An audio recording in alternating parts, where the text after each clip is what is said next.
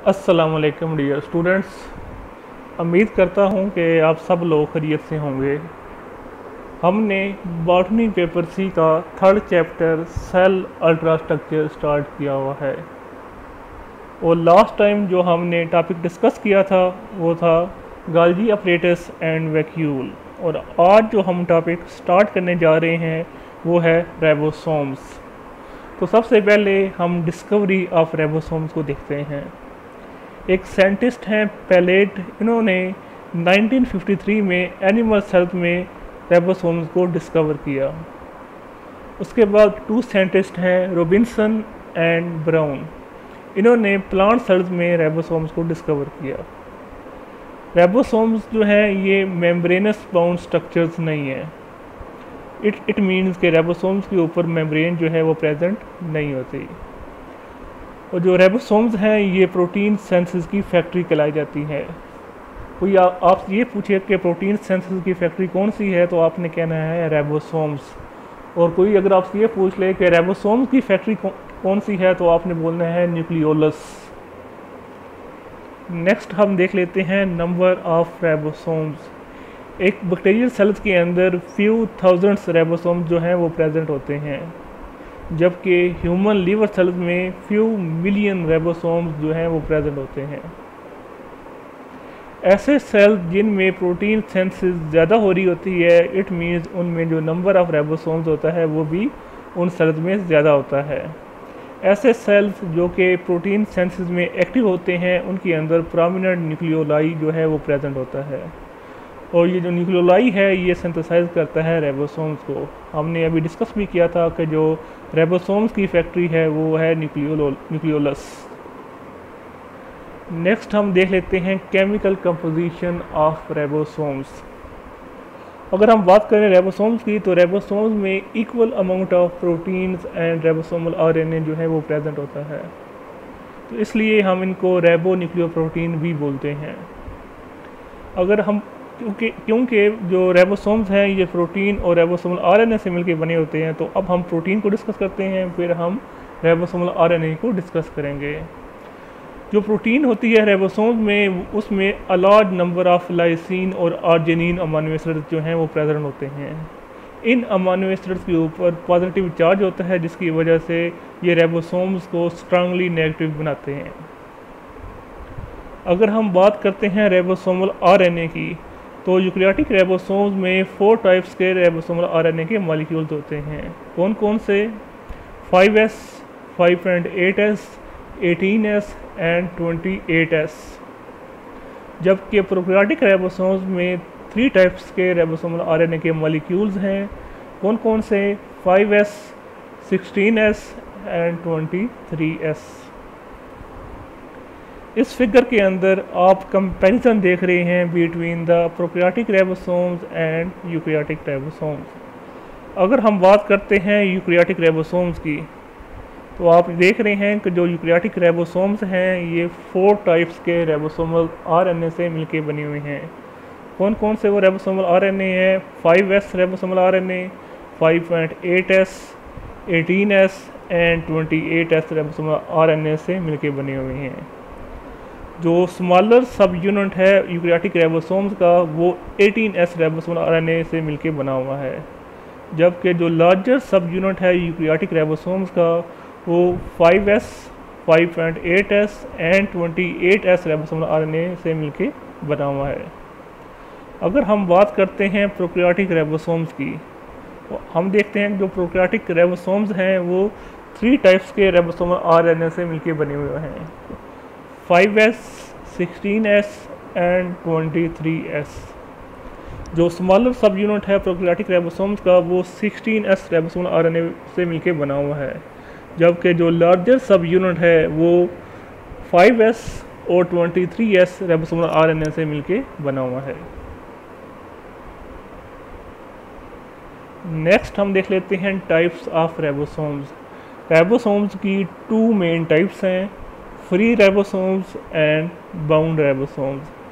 ऐसे रेबोसोम्स जो कि साइटोप्लाज्म में सस्पेंडेड होते हैं उनको हम बोलते हैं फ्री रेबोसोम्स, और ऐसे रेबोसोम्स जो कि रफ एंडोप्लाज्मिक रेटिकुलम की सरफेस के साथ अटैच होते हैं, उनको हम बोलते हैं बाउंड राइबोसोम्स। वो प्रोटीन जो कि फ्री राइबोसोम्स बनाते हैं, वो प्रोटीन जो है साइटोसोल के अंदर ही फंक्शन परफॉर्म करती है, और वो प्रोटीन जो कि बाउंड राइबोसोम्स बनाते हैं वो स्टोर हो जाती है आके in the inclusion of the membrane, और या फिर ये प्रोटीन जो है सेल के बाहर जो है एक्सपोर्ट कर दी जाती है।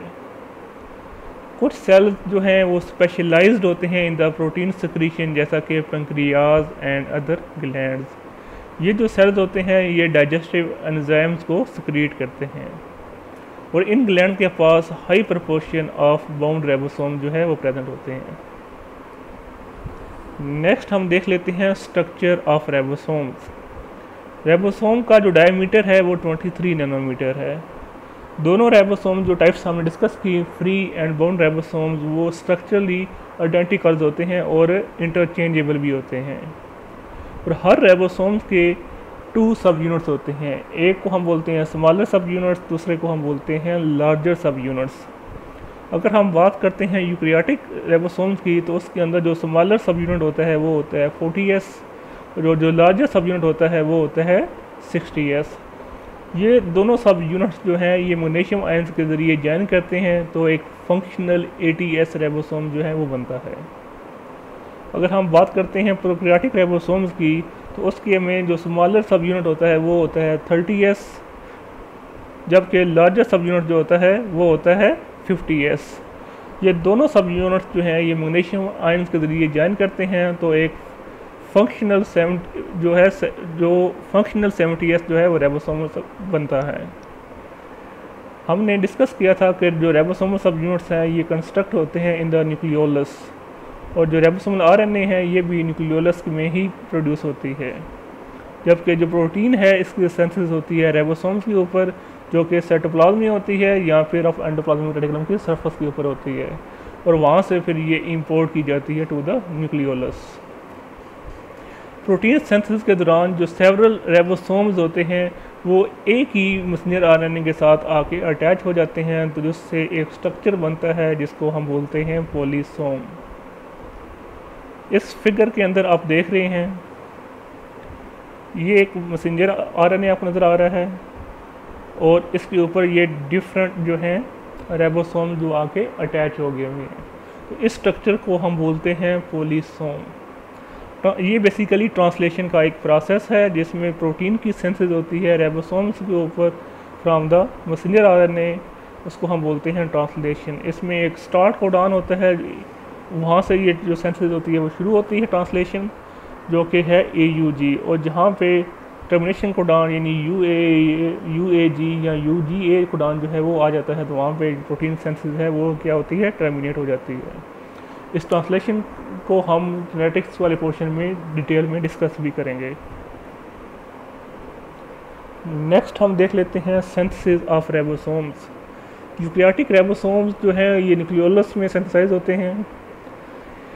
जो हमने डिस्कस किया था कि 4 टाइप्स के राइबोसोमल आरएनए प्रेजेंट होते हैं, उनमें से 18S, 28S और 5.8S जो हैं ये न्यूक्लियोलस में ही सिंथेसाइज होते हैं, जबकि जो 5S राइबोसोमल आरएनए हैं ये क्रोमोसोम पर सिंथेसाइज होता है, जो कि आउटसाइड द न्यूक्लियोलस प्रेजेंट होता है।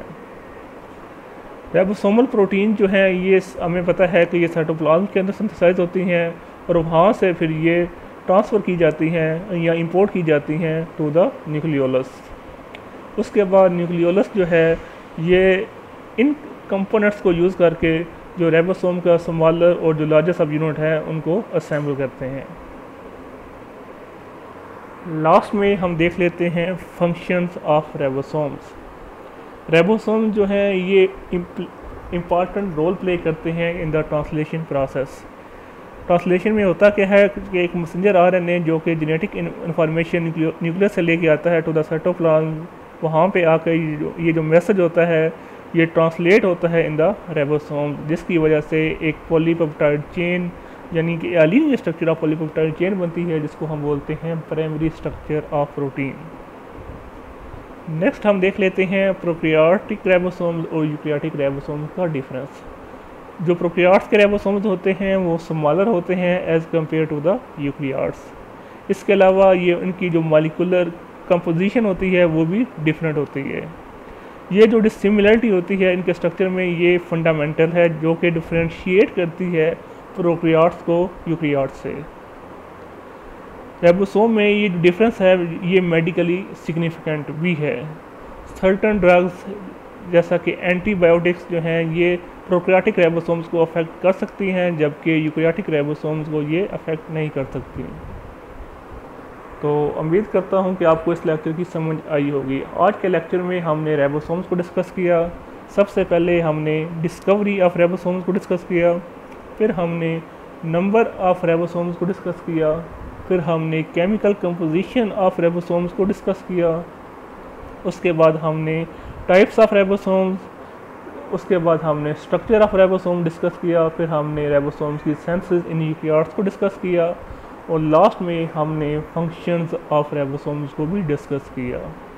तो इंशाल्लाह नेक्स्ट लेक्चर के अंदर हम 2 ऑर्गेनेलीज जो कि रिमेनिंग ऑर्गेनेलीज हैं मैक्रोबॉडीज, जिसमें पैराऑक्सीजोम एंड ग्लाइऑक्सीजोम आता है, उसको डिटेल में डिस्कस करेंगे। तो तब तक के लिए अल्लाह निगहबान।